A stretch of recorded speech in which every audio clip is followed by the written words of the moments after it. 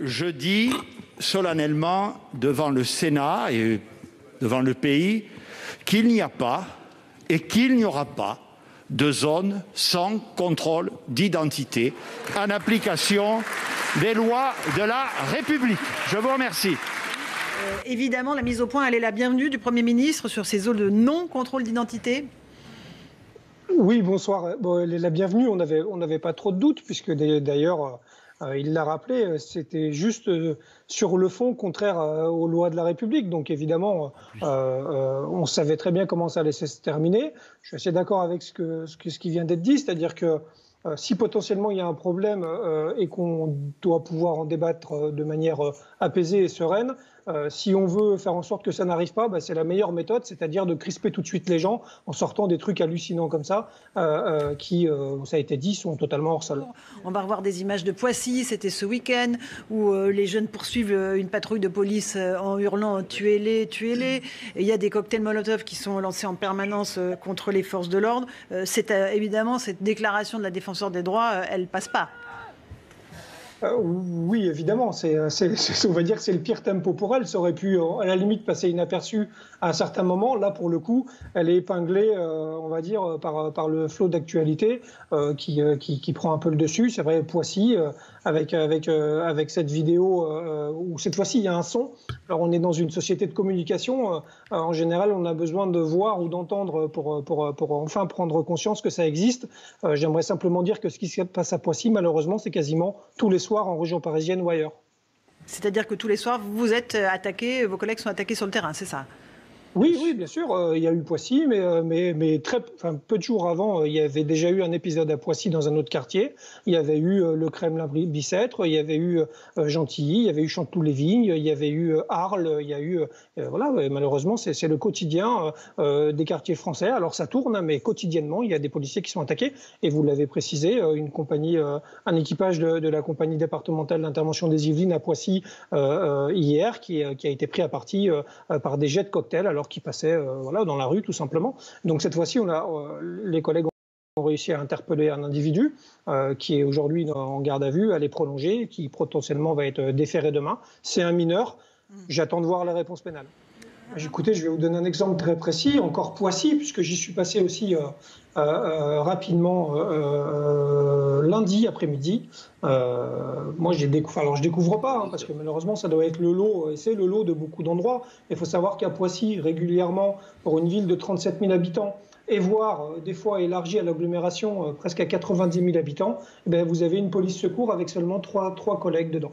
3 effectifs qui sont là pour répondre aux appels 17 et pour représenter, on va dire, ce que sont les urgentistes du terrain, puisqu'ils sont appelés souvent, malheureusement, quand ça se passe mal. 3 pour 90 000. Alors heureusement, il y a des groupes d'appui, mais normalement, ce qui doit être le socle de la police aujourd'hui, voilà à quoi on est réduit dans certaines villes, malheureusement. C'est-à-dire qu'ils sont totalement submergés par le nombre d'appels. Je suis passé, j'ai évidemment pris le temps de vouloir aller saluer les collègues au poste. J'avais une jeune collègue qui était au poste de police à qui malheureusement j'ai pas pu adresser un mot, puisqu'en un quart d'heure elle a dû recevoir 10 coups de téléphone, répondre à 3 messages, prendre la radio, enfin bon, elle faisait tout. Et à côté de ça, on avait simplement une patrouille de 3 fonctionnaires dehors. Ça, c'est la réalité malheureusement d'un des commissariats des Yvelines, mais aussi malheureusement en France très, très souvent.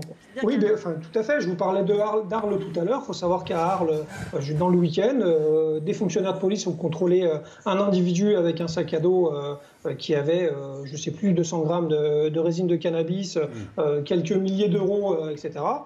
Ils se sont fait agresser par une bande de criminels pour le coup, parce qu'ils s'en sont pris violemment à mes collègues pour pas qu'ils procèdent à l'interpellation de l'individu porteur du sac. On a un fonctionnaire de police qui, je crois, a 45 jours DTT, qui a l'épaule en vrac, qui a été cassé. Voilà, donc ça, et malheureusement, ça a eu très peu d'écho, en effet, médiatiquement. Là, il y a la vidéo de Poissy qui tourne, mais la vidéo de Poissy, si on reprend l'événement initial avec les tuez-les, c'est ce qui a créé de l'émotion. Voilà. Autrement, c'est 3 mortiers, les collègues sont descendus, ils ont tiré 2 grenades, un LBD, ils sont repliés, ils sont revenus avec du renfort, et il n'y avait plus âme qui vive. Donc c'était un épiphénomène dans la journée d'un policier, ce qui s'est passé à Poissy. J'aimerais terminer par une image avec vous, Grégory Geron. C'est une image du commissariat de Bobigny, un commissariat qui s'écroule littéralement. Il y a des fuites d'eau, le plafond s'effondre. C'est ça aussi le quotidien des policiers, des commissariats vétustes et quasiment en ruine.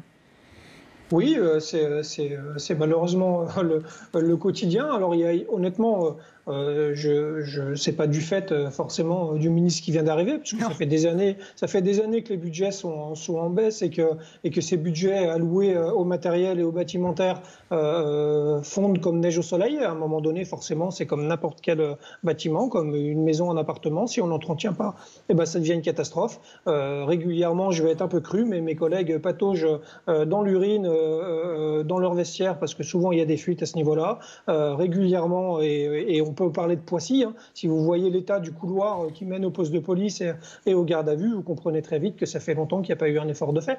Alors tout ne pourra pas être réglé en un an, ça c'est sûr. Il y a déjà eu des gros budgets de déployer, tant mieux, on se satisfait des nouveaux véhicules qui arrivent, mais ça va être en fait un effort continu pendant plusieurs années pour remettre tout ça debout. Malheureusement, quand vous prenez le service le matin et que vous voyez un poste de police décrépit, dont la peinture n'a pas été refaite depuis 25 ans, avec des poignées de porte cassées, des trous dans les murs et des graffitis de partout, franchement, en termes de conditions de travail, ça fait pas rêver. Encore une fois, les policiers ont une certaine résilience, ils peuvent passer au-delà de ça, mais en termes d'accueil de public, ne serait-ce que ça, et de dignité, c'est plus que moyen, quoi.